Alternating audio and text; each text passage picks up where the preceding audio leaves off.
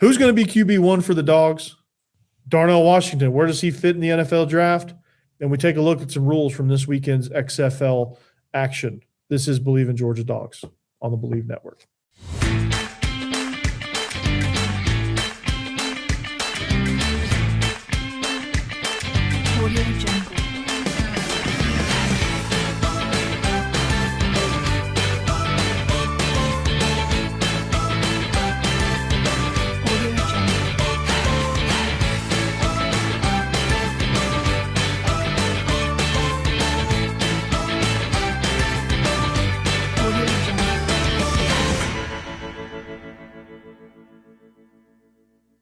We are rolling. Here we go. The intro is rolled. All right, welcome in. It's another edition of the Believe in Georgia Dogs podcast on the Believe Network. Happy Monday, everybody. Joining me is my man, Israel Troop. Israel, what's up, dude? What's up, man? Reporting live from my son's room with the aqua blue dresser going on here. I would show you the rest, of this zoo theme that he loves. The kid loves animals, loves ball.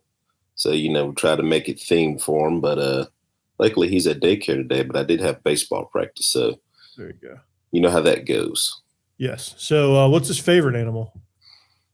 He likes all of them. He really doesn't have a favorite. He loves lions and tigers. He likes zebras. He's very fond of the giraffe, though. Very fond of the giraffe. I guess because it's the long neck.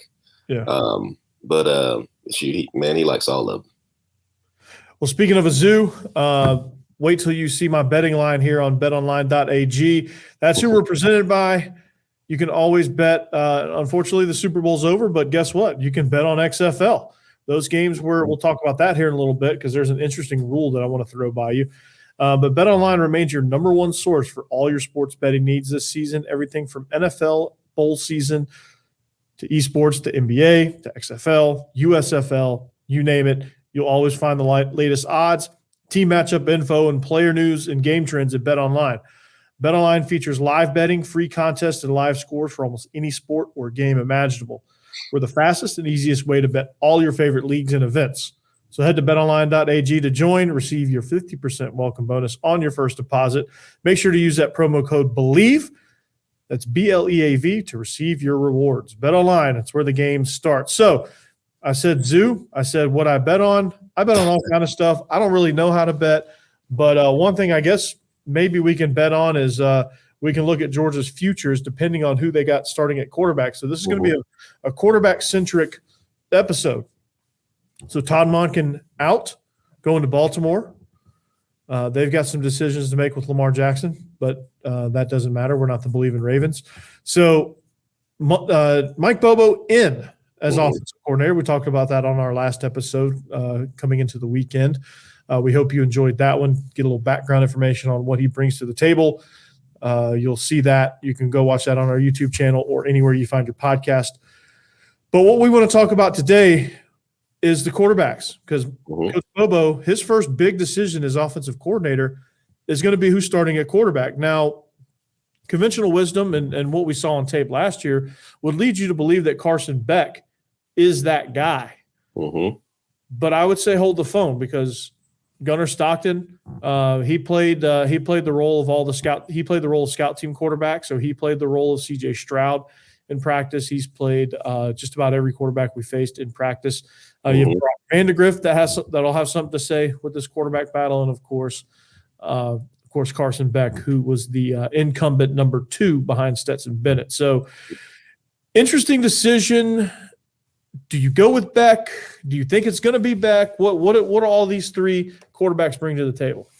Going into spring, especially with a new coordinator coming in. But as I alluded to last week, I'm pretty sure there's a blueprint that Bobo is going to have to follow that Kirby's kind of already come up with, especially, if it's broke, don't fix it. So going into you have to think that Carson Beck has a leg up. He's kind of been in this offense for 2 years under Monken. With Vandegrift and Gunnar coming in. Obviously, Gunnar redshirting last year, but did a phenomenal job with the scout team. Obviously, there's high hopes there. But, going into the spring, I'm pretty sure the nod is for Carson Beck to be the guy. It's pretty much his job to lose. Now, also what goes along with that is, Carson Beck's kind of doghouse a little bit to his own admittance.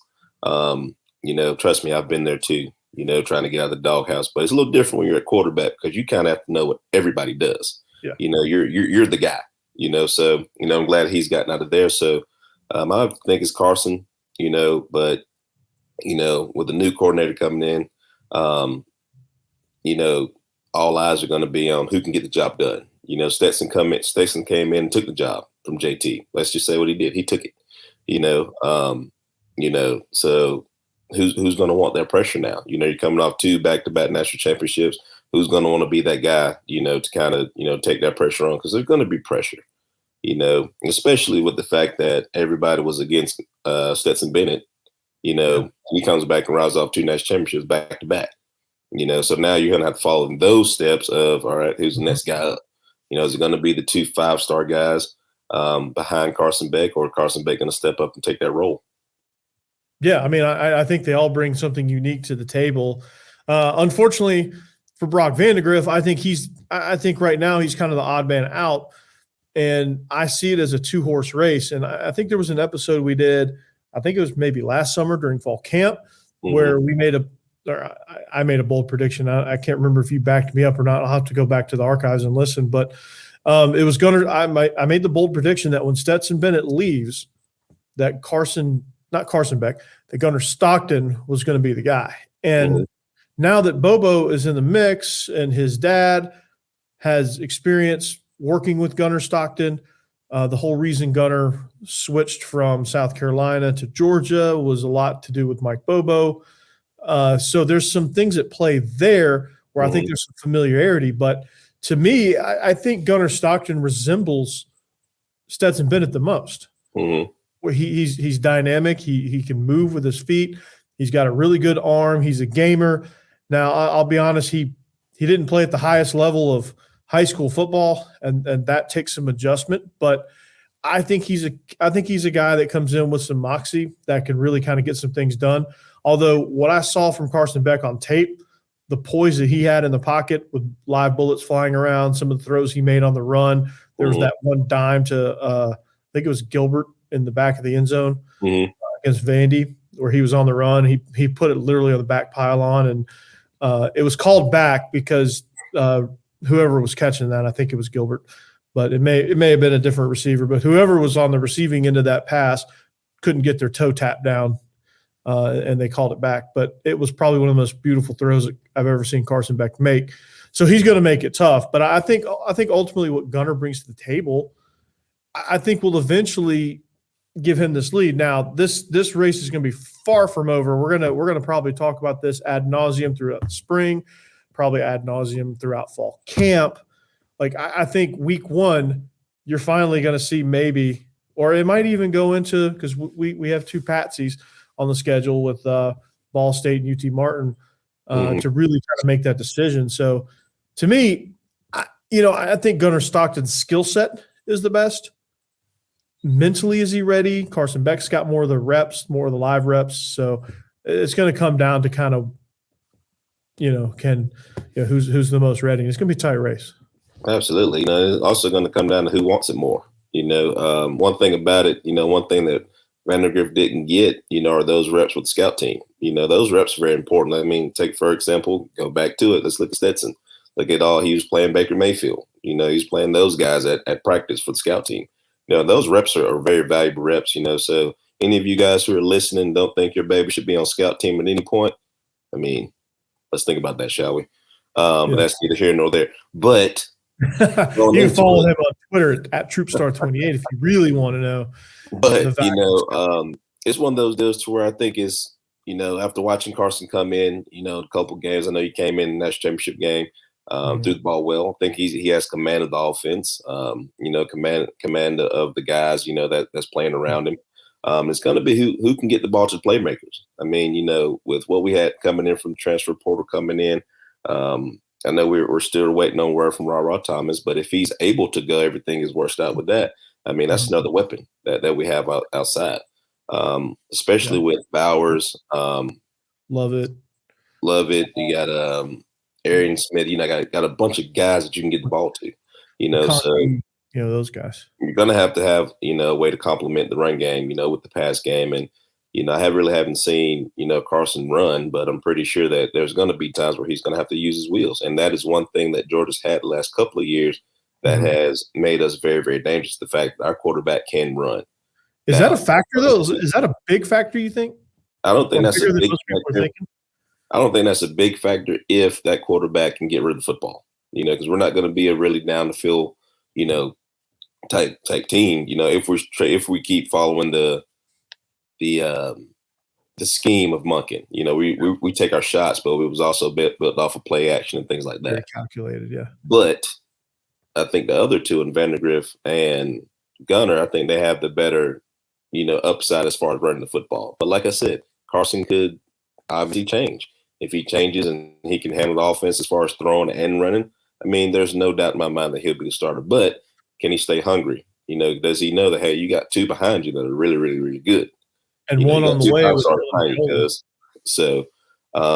But it's going to be really, really interesting to see how it goes. I think it's Carson's right now. Obviously we go through spring, go through fall, and kind of see which one comes behind.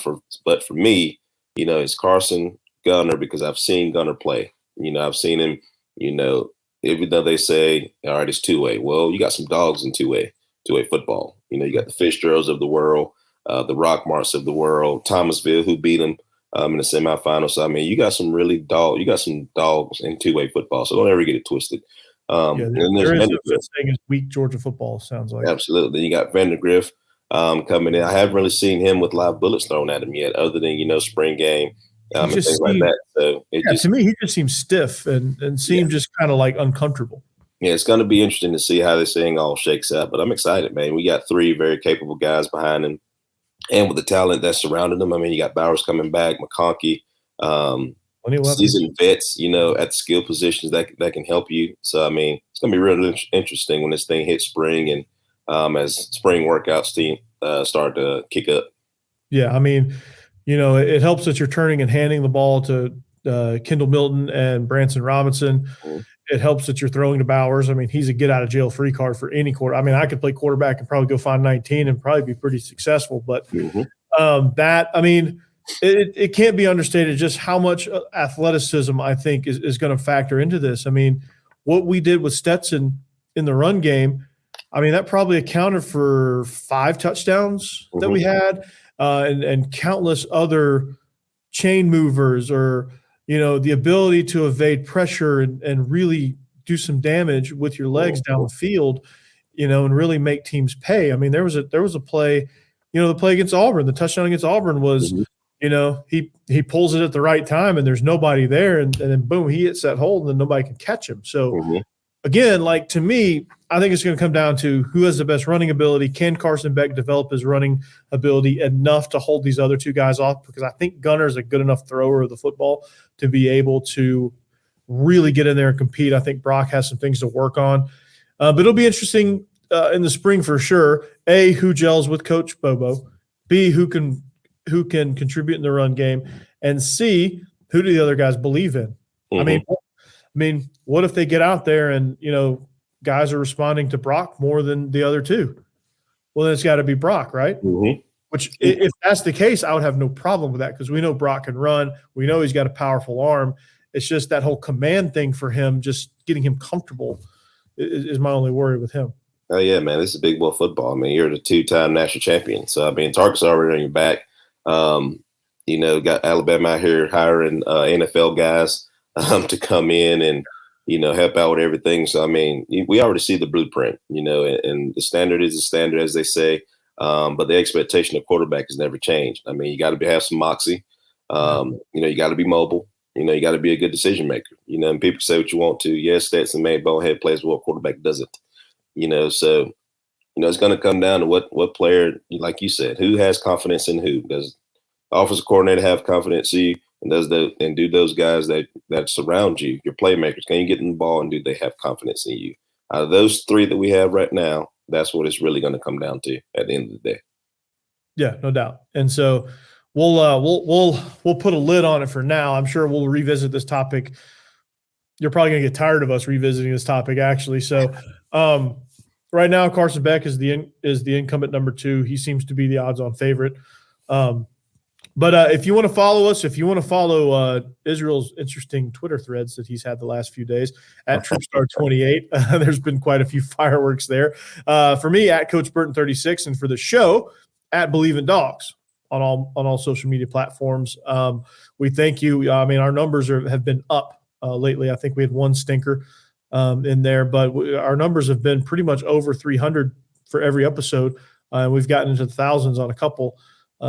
Getting close to 4,500 on the Joe DeLeon episode for Senior Bowl watch. So that's exciting. But real quick, as we transition, speaking of Joe DeLeon, he does, I believe, an NFL draft. He does also the Blake and he does the Ruffino and Joe show. Mm-hmm. I keep wanting to call it the Blake and Joe show, but it's the Ruffino and Joe show. And he also does some things. He also makes a lot of he does FCS football. He was a long snapper. He does a lot of things. At Believe, and he's actually a Believe producer, so he wears many hats, probably more hats than I do, which is pretty impressive. But he does a lot of great things with draft analysis. He's a great target board for Twitter sometimes for when he makes hot takes. But a name that's rising up draft boards that I've seen a lot, getting a lot of attention is Darnell Washington. So let's do a quick check on him. Like, for me, if you have an NFL team, or if I'm the Baltimore Ravens and I'm Todd Monken, at some point, does he team up with Mark Andrews and give Baltimore the ability to go 12 personnel? Is the thought of that possibility, or at least adding a tight end in general, does that possibility give Lamar more incentive to be able to re-sign with the Ravens? I mean, I think that's a great fit for him. I think Atlanta wants to go more 12 personnel. So the Falcons would be a great fit if they were to draft Georgia players, which doesn't happen. It's not going to happen, man. I know you're an Atlanta guy. You love the Falcons, man, but they will never, and I say never, draft the Georgia guy. I don't know why. It's odd. I don't know why. I think somebody from Athens really upset Arthur Blank at some point in history, and he's like, "Nah, dog, I ain't gonna do it." No, bro. Todd Gurley is the only Georgia player. Him and Shockley, the only 2 Georgia players I can remember. A very long time. He did for a minute, I think. Didn't play for a little while, but then he went to Houston. Yeah, and three guys. Yeah, and the most recent future of me playing. Well, that's why it's in limbo for me. That's why I like this season is going to be a Titans versus Falcons who can win me over season. So the Titans have Ben Jones, and they've gotten some of our guys before. So, but Darnell Washington, he seems to fit a lot of places that need that bigger presence as an inline tight end, so that they can have their hybrid guy like a Kyle Pitts or Mark Andrews, or somewhere that has like a Travis Kelce type person, or, like maybe goes to Jacksonville, teams up with Evan Ingram, and maybe you can go more 12 personnel. I know Doug Peterson likes that kind of thing because he had Dallas Goedert and Zach Ertz when he was with the Eagles. So a lot of fits for Darnell Washington. He's very valuable. I mean, he's huge. Yes. I mean, he's essentially another lineman, 6'7". Mm-hmm. I mean, 270, that can run at least 4'6", 4'7". And you can split him out. So you're getting a guy kind of like a Travis Kelce type deal is what you're really getting. You're getting a guy who can go out and play wide. And Kelce doesn't even do any inline stuff too much. So, I mean, you're getting a guy who creates another man on the surface. If I'm Baltimore, I'm trying everything I can to get him, because at the end of the day, if say Lamar comes back, you're going to get essentially the same thing we had at Georgia with Stetson, with Bowers and Washington is really what you're going to get. Rashad Bateman's going to come back. They still be a true number 1, I think, because Bateman hurt his foot last year, but then he'll be back. So we got to see how all that goes. But what you're going to get, same thing he did at Georgia. So now Monken's got all right. I know I have 2 tight ends. I got a running game that can sustain. I got a quarterback who can throw it and run the football. So Baltimore will be a great fit for him, in my opinion. I think the Chargers will be a good fit for him. Jacksonville will be a good fit. Gerald Everett's getting up there in age. I mean, the reason I said Atlanta, although he'll never go, I mean, Arthur Smith would love to have somebody like that, but he'll probably go in a different direction. But they love. I mean, when he was the offense coordinator in Tennessee, they had Jonnu Smith and Anthony Firkser. I mean, Firkser was the bigger body guy that ran different types of short routes, drag routes, over routes, things. Was a big time red zone target. And Arthur Smith loves 12 personnel. Yes, or and one more place that he would really thrive: Buffalo Bills. Oh yeah. Yes. Buffalo Because Bills are missing a tight end body that they can put in line, because obviously the quarterback can run the football. Yeah. And Knox is not that guy. Yes, they've gotten a lot better in the run game itself. Yeah. Now you got Dalvin Cook, who you can split out too as well. Now you got another piece to add to it. James Cook, my bad. James Cook, not Dalvin, my fault. Same family though. At least in the right family. Same bloodline. And they came from the same household. But just a tight end presence in Buffalo would be huge for them. Yeah, I think it would be. I think being able to have that giant red zone target to go along with Stephon Diggs. And then you got, if you can, you have Gabriel Davis, Stephon Diggs, you have a big tight end target. Then you have Dawson Knox. If you're in 12 personnel, he can do some things underneath for you. Or if you go 11 personnel, you just need a slot guy, which McKenzie's very inconsistent. I wish he wasn't, but he is. So they need to get a slot guy. They're looking at Paris Campbell maybe from the Colts, but again, we're not. This is not NFL free agency episode. We're just trying to find a fit for Darnell Washington. But I think anywhere that has kind of a playmaker at the Y position, but he's not really a Y, I think will work. Like you need to pair him with like a Kyle Pitts or Evan Ingram or a Gerald Everett or some of these more athletic, like the New York Giants would be a terrible fit because they have that guy in Bellinger. Yes. I think going to a place like Detroit where they don't have anybody, they just have somebody, some mid-round guy that's playing okay. But if they had a guy like Darnell Washington, more imposing target, he could play that TJ Hawkinson role. And what would be really scary is if he went to San Francisco with that crew. Can you imagine it? Can you imagine Kyle Shanahan going 12 personnel with Kittle and Darnell? You got Kittle, and you got Debo. Yeah, Debo. Yeah, I mean, holy cow, man! You can split out Kittle. As a quarterback. The only thing you're missing is a quarterback. Which they got. I mean, if they stick with Purdy, they got it. Yeah, but Purdy. If you get a quarterback that can use his feet, shoot, man, there's no doubt in my mind San Francisco is in the next Super Bowl. No doubt. Yeah. I mean, I think those are the best fits, but I think Darnell's kind of one of those types that you're going to draft him and you're going to make him fit because he's that dangerous just physically. I mean, the way what he can do in the air athletically, like he doesn't run like somebody who's 6'7", 280. Yes. Hey, Jerry Jones, I know you run pretty much the whole organization. He'd be a great Schultz is about to leave as well. Schultz is about to go. They're about to Schultz and Pollard. That whole thing might blow up, actually. Yeah. Hey, Jerry, we got one right now. Arthur, on behalf of the entire city of Athens, we apologize. Whatever we did, we have good players. We won back-to-back natties. Whatever we did. The Athens Police Department probably pulled him over at some point. Probably on a scooter.